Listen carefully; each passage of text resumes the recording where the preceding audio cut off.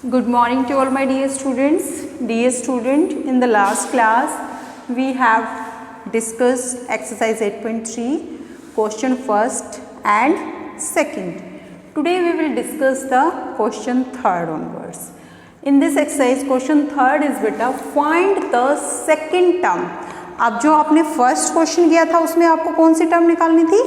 Third term निकालनी थी. और जो सेकंड क्वेश्चन था जो फर्स्ट क्वेश्चन था उसमें आपको कौन सी टर्म निकालनी थी? फोर्थ टर्म निकालनी थी. सेकंड क्वेश्चन में आपको थर्ड टर्म निकालनी थी और थर्ड क्वेश्चन में आपको सेकंड टर्म निकालनी है. सेम क्वेश्चन है, प्रोपोर्शनल में गिवन है, हमें सेकंड टर्म निकालनी है. First term is given, second term is not given, so we have to let the second term. Let the second term, let the second term is equal to x. जो second term जो given नहीं है हमने मान लिया कि वो क्या है बेटा? x है. नाउ क्या होता है then 63 ratio x proportional to third term fourth term. Okay, now क्या होता है? प्रोडक्ट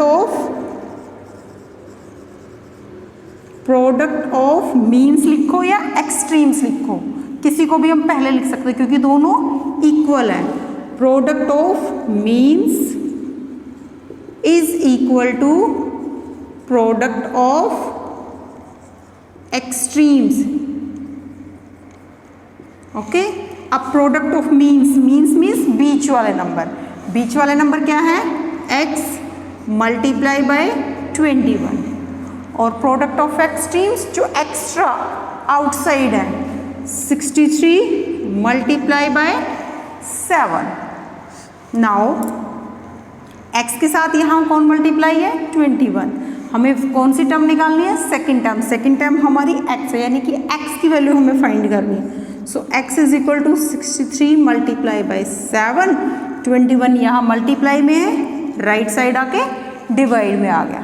अब नाउ 7 1 जा 7, 7 3 जा 21 होता है और 3 और 63 भी डिवाइड होते हैं एक दूसरे से. 3 1 जा 3, 3 2 जा 6, 3 1 जा 3. सो x की वैल्यू क्या आ गई हमारी? 21 1 जा 21. सो the second term is So the second term is equal to 21. तो हमारी जो सेकेंड टर्म है वो क्या आ गई बेटा? 21. थर्ड टर्म भी 21 है और सेकेंड टर्म भी हमारी क्या आई? 21. Okay, now in this question total 4 parts are given. 2 parts I will solve and the other 2 parts you have to solve yourself. Second जो क्वेश्चन है बेटा, इसी का जो सेकेंड पार्ट है 100. First term is 100, second term is not given, we have to find it. Third term is 60, fourth term is 12. Okay, now same formula use होगा. Let the second term is, let the second term is equal to x. Okay, second term किसके equal है? x के equal है. Then 100 ratio x, क्योंकि second term हमने x मान लिया है, proportional to third term ratio fourth term. और क्या होता है आपका? Product of means is equal to product of extremes. Product of means किसके इक्वल होता है? प्रोडक्ट ऑफ एक्सट्रीम्स के इक्वल. और प्रोडक्ट ऑफ मीन्स मीन बीच वाले नंबर, x मल्टीप्लाई 60 यानी कि सेकेंड टर्म और third term. Okay, equal to first term multiply fourth term. Okay, now value किसकी फाइंड करनी है बेटा? x की. तो तो यहाँ x लिखेंगे 60, यहाँ मल्टीप्लाई है, उधर जाके राइट साइड जाके क्या कहाँ पे लिखेंगे हम उसको, डिवाइड में। 60 क्या आ जाएगा, डिवाइड में। अब यहाँ पे कोई भी नंबर सेम टेबल में आते हैं, yes. First of all 0 cut from 0, 0 से 0 कट होने का मीनिंग हो बेटा उस नंबर को हमने 10 से डिवाइड किया है। 10 6 जा 60 और 10 10 जा 100, तो इसलिए 100 में से 0 रिमूव हुई और 60 में से भी 0 रिमूव हुई। नाउ 6 1 जा 6, 6 2 जा 12, x की वैल्यू क्या आ गई, 10 2 जा 20, so the second term is equal to 20। Second term क्या आ गई हमारी, 20। तो कोई भी टर्म अगर आपको फाइंड करनी है, चाहे आपको फर्स्ट टर्म नहीं गिवन नहीं है, सेकेंड टर्म नहीं गिवन है, थर्ड टर्म नहीं गिवन है, तो सब में फार्मूला अगर वो नंबर प्रोपोर्शन में है तो फार्मूला क्या अप्लाई होगा, product of means is equal to product of extremes, या product of extremes is equal to product of mean. किसी को भी पहले लिख सकते हो आप, मीन्स को पहले लिखो या एक्सट्रीम्स को पहले लिखो। अंडरस्टैंड? अब तक तो जो क्वेश्चन थे आपके इस, अब आपके वर्ड प्रॉब्लम्स में क्वेश्चन आ गए।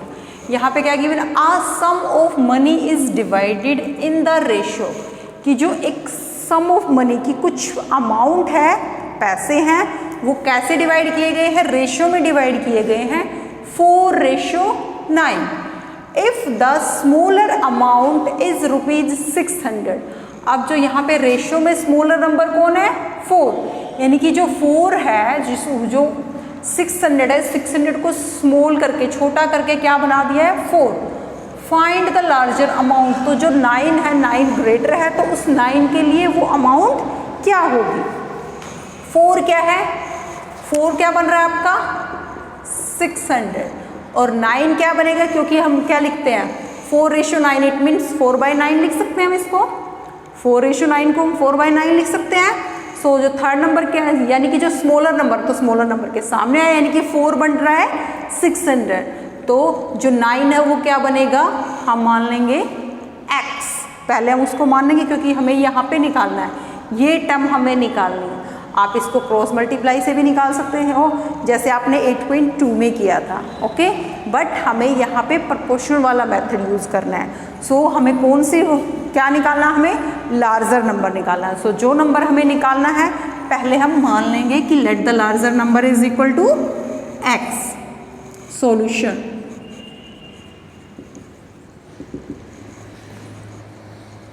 let the larger amount is equal to x।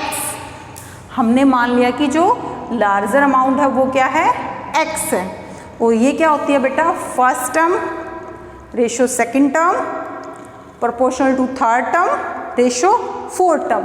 It means हमें क्या गिवन नहीं है, लार्जर नंबर नहीं गिवन है, इट मीन्स फोर्थ टर्म नहीं गिवन है वो, यानी कि जो लार्जर नंबर है वो कौन है, फोर्थ टर्म है। अब हमें सेम फार्मूला यूज करना है, product of means is equal to product of extremes, okay.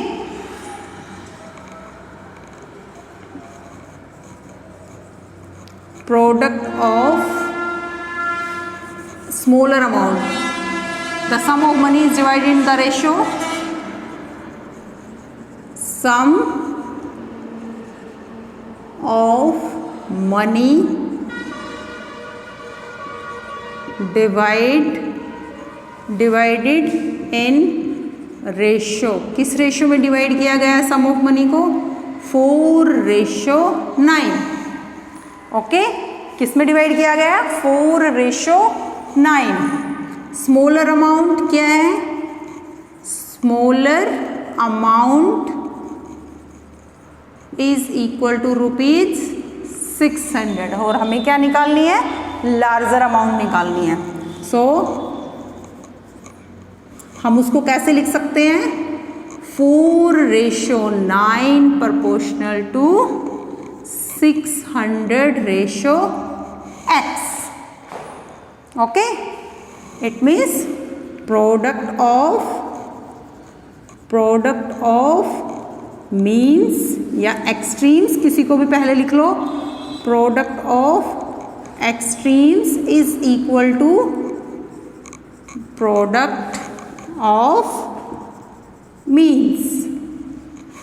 Okay, अब product of extremes, extreme number कौन कौन से हैं, 4 एंड x, और मीन कौन कौन है, 9 एंड 600। सो यहाँ पे x की वैल्यू निकालनी है, लार्जर नंबर कौन है, x की वैल्यू निकालनी है, तो 4 को हम राइट साइड ले जाएंगे। x is equal to 9 multiply 600, और राइट साइड आएगा तो वो कहाँ जाएगा, डिवाइड में। ओके, नाउ 600 और 4 डिवाइड हो जाते हैं एक दूसरे से, 4 1 जा 4, 4 1 जा 4, 6 में से 4 सब्ट्रैक्ट करेंगे 2 के पीछे 0 लगेगी 20, और 4 में 20 कहाँ आता है बेटा, 5 जा, और 4 0 जा 0।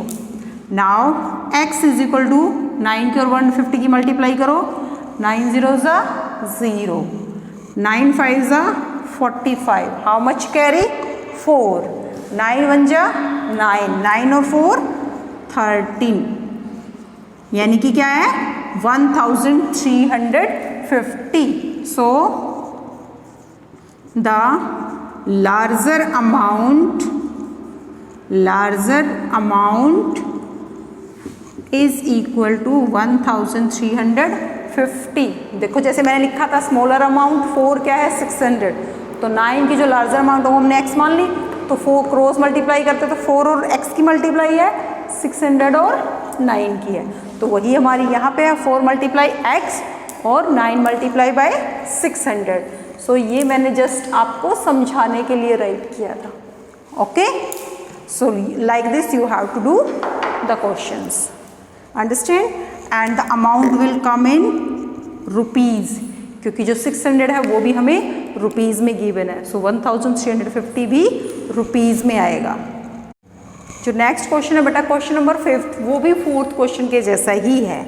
इसमें क्या गिवन है, if 15 pence cost is ₹240, find the cost of 9 pens.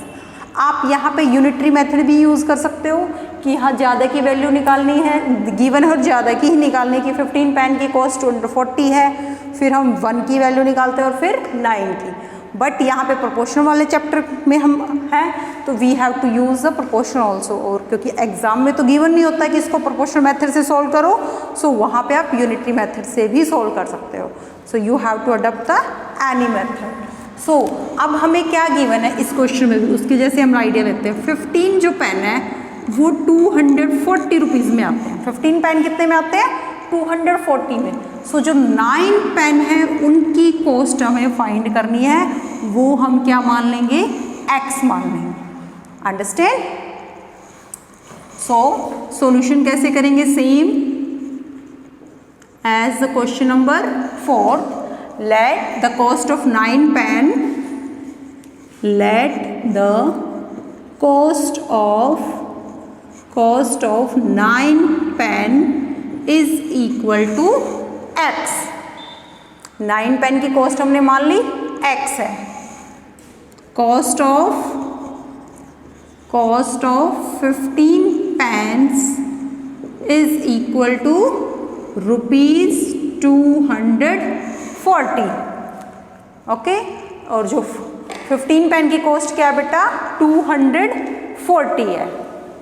Okay, so now what we have to use, 15:9, क्योंकि 15 की क्या है, यानी कि first term, first second third fourth, जो 15 की जो कॉस्ट है वो कितनी है 240, और 9 की जो कॉस्ट है वो हमें फाइंड करनी है।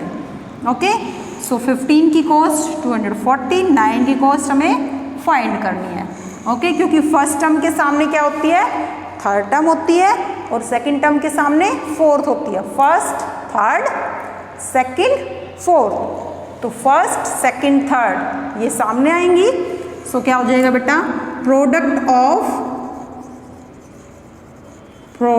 Of extremes equal to product of means extremes, extra जो आउटसाइडर है 15 एंड x, और मीन्स जो बिटवीन में है 9 एंड 240। अब x की वैल्यू फाइंड करनी है, 9 मल्टीप्लाई बाई 240 डिवाइड बाय 15। अब आप पहले 9 और 15 को भी कट कर सकते हो क्योंकि दोनों 3 की टेबल में आते हो, या डायरेक्ट 15 से 240 को भी कट कर सकते हो क्योंकि 15 की टेबल में डायरेक्ट 240 आता है। चेक, 15 1 जा 15, 15 1 जा 15, क्योंकि 15 2 जा होता है बेटा 30, और 30 24 से बड़ा होता है। 24 में से 15 सब्ट्रैक्ट किए 9, हाउ मच लेफ्ट 9, 9 के पीछे 0। अब 15 की टेबल में 90 आता है, 15 6 जा क्या होता है 90, तो क्या आ गया 16, और x इज इक्वल टू 16 9 जा 144। So the value of x क्या है हमारी 144, और जो x की वैल्यू क्या है वो क्या है cost of 9 pen. So the cost of 9 pence is equal to 144 rupees. समझ आया? सो हमने पहले मान लिया कि देखो 15 पेन कितने में आते हैं 240 में, तो 9 पेन आएंगे हमारे x में। अब 15 के साथ तो प्रोडक्ट ऑफ मीन्स क्या है 15 और x, और एक्सट्रीम्स कौन है 9 और 24, क्योंकि यहाँ पे जो बेटा है पेन, ये भी पेन है ये भी पेन है, तो ये दोनों रेशो में आएंगे। ओके, ये दोनों रेशो में आएंगे, और ये भी अमाउंट है ये भी अमाउंट है, ये दोनों रेशो में आएंगे। कभी भी ऐसे नहीं होता है कि पेन यहाँ है और अमाउंट यहाँ है। अगर यहाँ क्वांटिटी है तो यहाँ पे वैल्यू है, अगर यहाँ वैल्यू है तो यहाँ क्वांटिटी है। अंडरस्टैंड? समझ आया? So like this you have to write. अगर आप यहाँ पे 15 और यहाँ 240 लिख दोगे तो रॉन्ग हो जाएगा। ओके, क्योंकि यहाँ पे ये क्या है 15 क्या है पेन्स हैं, नंबर्स हैं, और 9 भी क्या है पेन है, और 15 की वैल्यू क्या है 240 है, और 9 की वैल्यू क्या है x है। So today we discuss question 3rd, 4th and 5th. These questions you have to do in your fair notebook. Okay, thank you.